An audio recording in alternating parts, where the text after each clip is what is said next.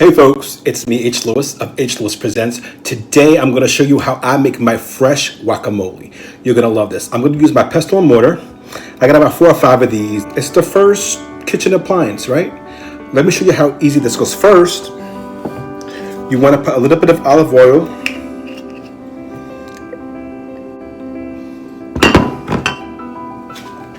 Then some onion. I use red onion, but use what you have. A little bit of that. Some cilantro. Now, if you don't like cilantro, you don't like guacamole. Just a little bit. And what you want to do is mash that all up together. If you don't have a pestle or mortar, you can use a bowl and the back of a spoon. Now that you gave that a little start, get your fresh Hass avocados. Just want to put that in.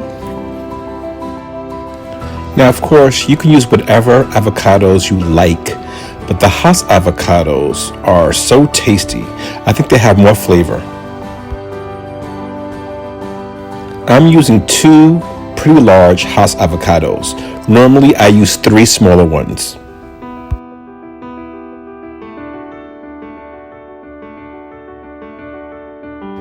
The pestle and mortar takes out the essential oils of the avocados. This equipment dates back to 35,000 BC.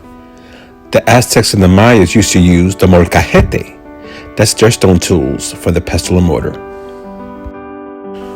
Now switch back to your spoon and keep cutting your ingredients. Here I'm adding extra virgin olive oil, just a drizzle. I use red onion, use what you like. And of course, lots of cilantro. Cut and mix that in.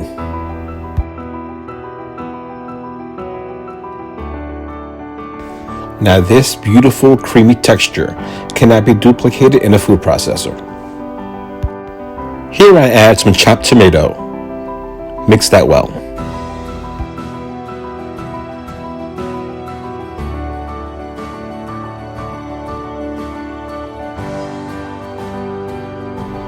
I also add about a teaspoon of kosher salt.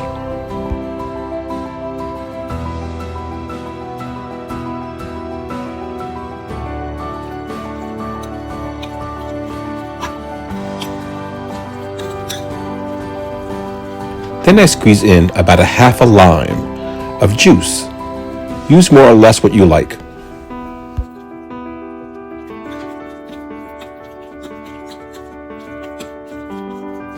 Traditionally, jalapeno and serrano peppers are used, but I don't have those on hand. I do have chili peppers. I diced it up and put it in. Mix well. The chili pepper has a nice heat to them. You don't need much. You don't want the heat to overpower your fresh guacamole.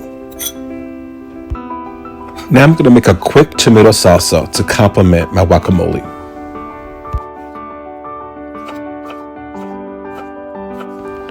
I have these cherry tomatoes on hand, so I'll slice those up, dice them, and add some salt.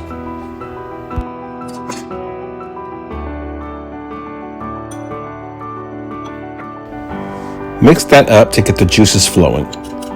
Then I'll add some red onion, just a bit, a squeeze of lime, and some of that chili pepper. Mix well. Extra virgin olive oil goes in, and then some fresh cilantro. Mix well.